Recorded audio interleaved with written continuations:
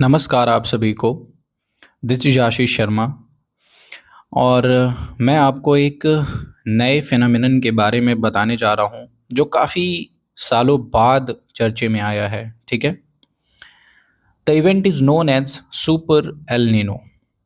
ये काफ़ी दिनों से न्यूज़ में चल रहा है और हमें इसके इफ़ेक्ट भी देखने को मिल रहे हैं। हीट वेव्स और एक्सट्रीम इवेंट्स भी देखने को मिल रहे हैं।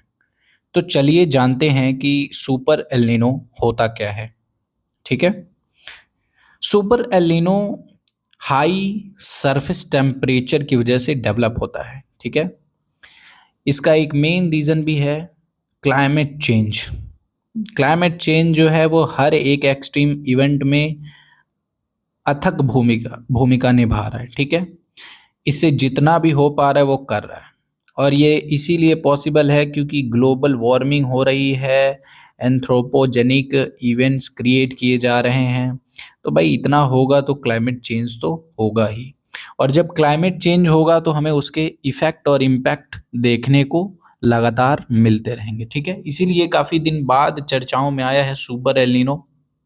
और ये माना जा रहा है कि 137 साल बाद, हालांकि ये 1950 के बाद 5 बार आया हुआ है, बट ये 137 साल बाद सबसे खतरनाक वाला है। मतलब इससे खतरनाक 137 साल पहले आया था। ठीक है, मतलब उन दिनों के बीच में अभी तक का ये सबसे डेंजरस है। तो इसके इम्पैक्ट इफेक्ट भी जानेंगे। ठीक है, चलिए देखते हैं ये होता क्या है।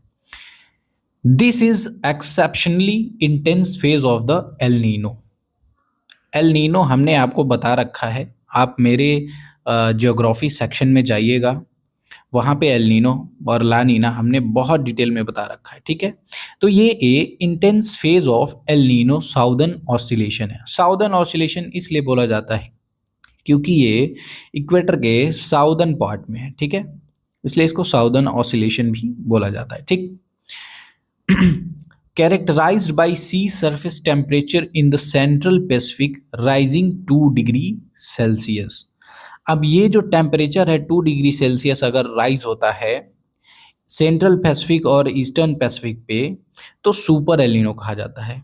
लेकिन अगर यही 0.5 डिग्री सेल्सियस इंक्रीज होता है sea surface temperature on above average, तो उसे केवल एल नीनो कहा जाता है। ठीक है, तो अब आपको समझ में आ गया होगा कि exceptionally intense phase of El Nino मतलब एल नीनो का ही इंटेंस फेज है super El Nino. Okay, these rare events seen only 5 times since 1950।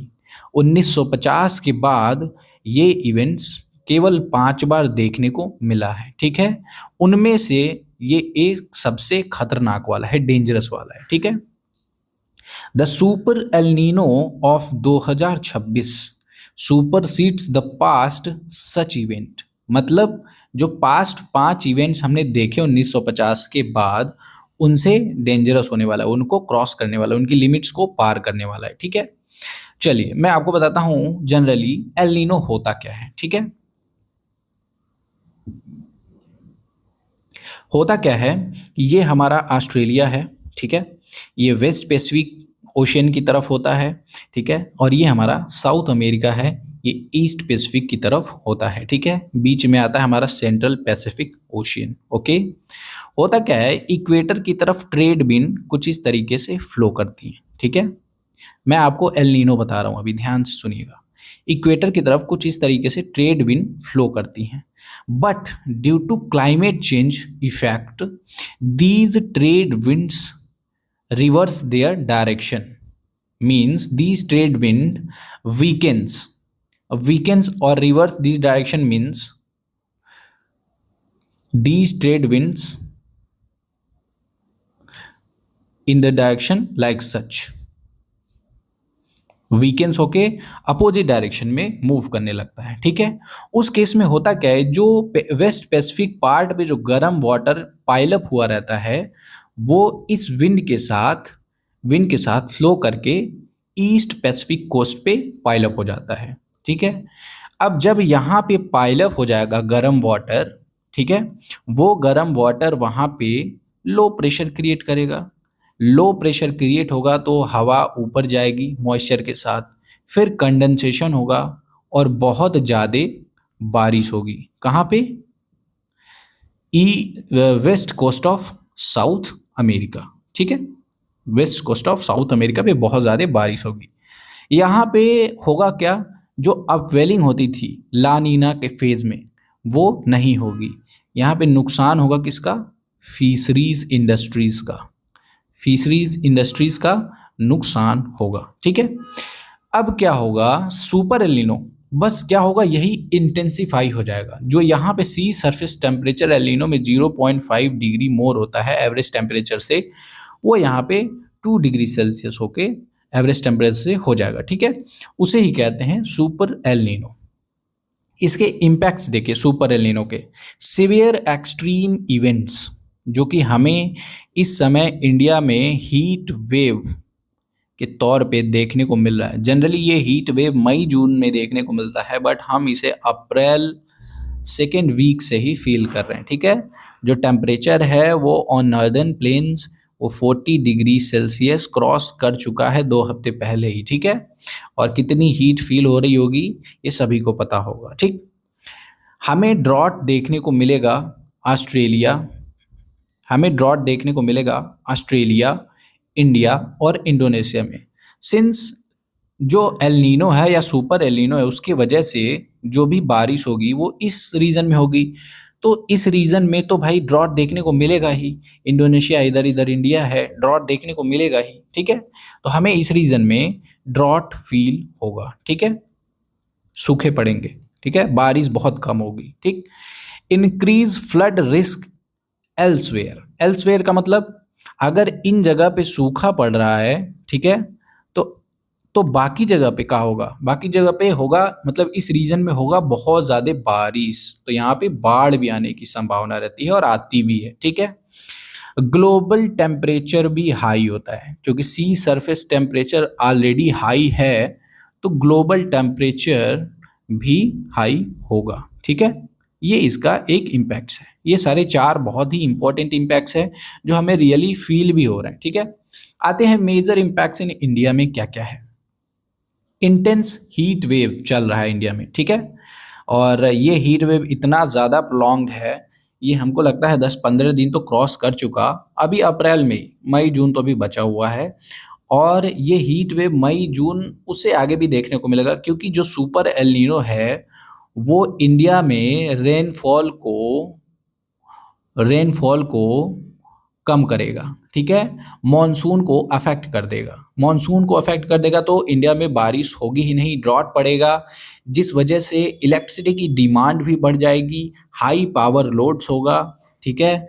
और जब बारिश होगी ही नहीं, सरफेस नमी होगी ही नहीं, तो हीट वेव्स यानी जो क्लियर स्काई की वजह से जो इंसोलेशन हो रहा है on earth surface in the Indian plains वो डायरेक्टली एब्जॉर्ब होगा और इंटेंस हीट वेव्स देखने को मिलेंगे, जो कि मिल भी रहे हैं देखने को, ठीक है।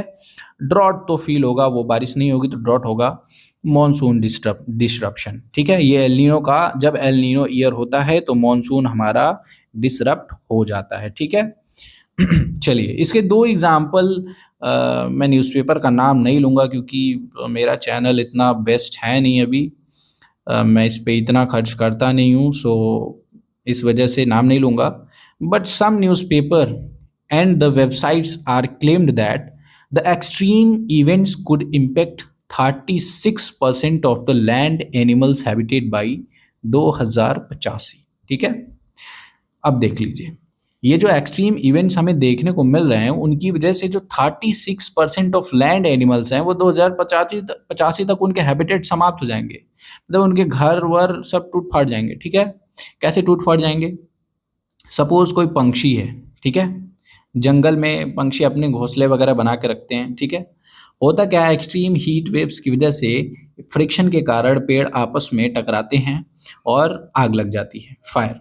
तो उसे उस नाम से जानते हैं, वाइल्ड फायर के नाम से। अब वाइल्ड फायर होगा तो पंक्षियों के घोंसले तो जाएंगे ही जाएंगे, एनिमल्स जो होंगे उनके हैबिटेट्स भी जाएंगे, ठीक है।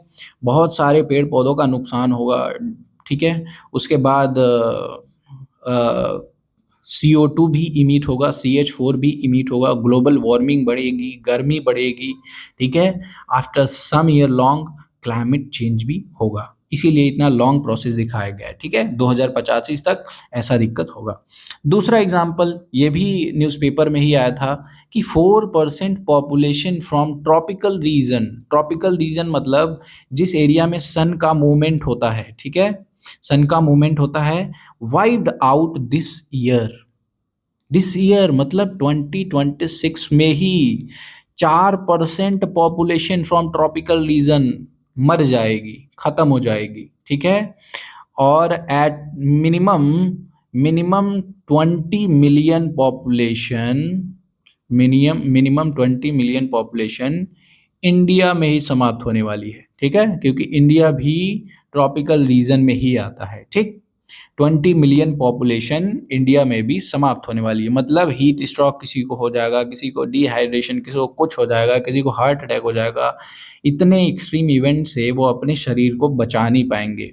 वैसे भी इंडिया पॉवर्टी कंट्री है, बुक में तो दिखाया जाता है कि it will improve on time, improve होता रह रहा, बट ऐसा कुछ है नहीं। पूरा इंडिया में बहुत सारे लोग अभी गरीबी बिलो पॉवर्टी लाइन है, तो उन्हें भाई ये चीज़ फेस करने में बहुत प्रॉब्लम आती है, और जब प्रॉब्लम आएगी तो उनकी जान भी जा सकती है, ठीक है। तो एस्टिमेटेड है 4% population from the tropical region wiped out this year 2026। तो ये वीडियो मेरा कैसा लगा? आई होप कि सभी लोग हीट वेव से बचेंगे। मैंने इस पे वीडियो डाल चुका हूँ, ठीक है। मैंने बचने के तरीके भी बता रखे हैं, और कैसे क्या होगा, किस तरीके से रहना होगा, वो सब मैंने बता रखा है। तो I think I give best to this video, hope you all understand. देखिए ये मैंने बता रखा है, what precautions we take this in this situation. किस सिचुएशन में? हीट वेव के सिचुएशन में। बी हाइड्रेटेड, हमें हाइड्रेटेड रहना है। Watermelon, cucumber, water, curd, cold water, इन सब का सेवन करते रहना है, ठीक है। And don't come out of door between 10 AM to 4 PM। वैसे हीट वेव इतना ज़्यादा गर्मी होती है कि जनरली लोग नहीं ही आते, ठीक है, बट नहीं आना चाहिए। अगर आपको कोई काम नहीं है तो मत आओ, ठीक है, रिस्क मत लो, क्योंकि आपको लगेगा कि आप खाए पिए हो और आप हाइड्रेटेड हो, लेकिन उसके बावजूद भी आपको हीट स्ट्रोक होने के चांसेस रहते हैं हीट वेव्स में, ठीक। तो आप मत ही जाओ बाहर अगर आपको कोई ज़रूरत नहीं है तो, ठीक है। तो ये वीडियो मेरा कैसा लगा? Thank you so much.